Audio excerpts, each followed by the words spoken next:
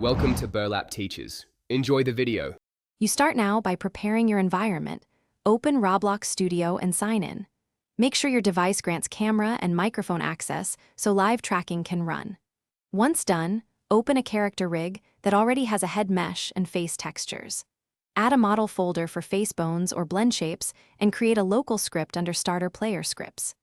This first local script will request device permissions and initialize the face input module so the game can read facial motion data in real time.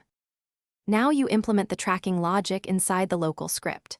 Capture camera frames, feed them to your face detection routine, and convert detections into numeric values for blend shapes or bone rotations. Map core channels, eyes, brows, mouth, and jaw, and apply those values to the character's face properties.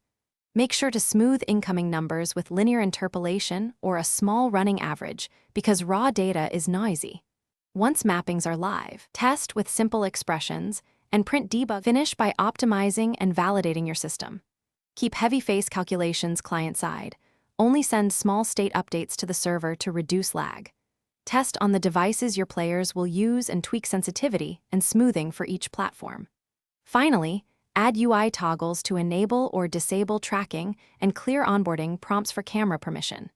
If something breaks, first check camera and microphone permissions, verify the camera feed is accessible, and look at debug console prints to find where data drops or values clip.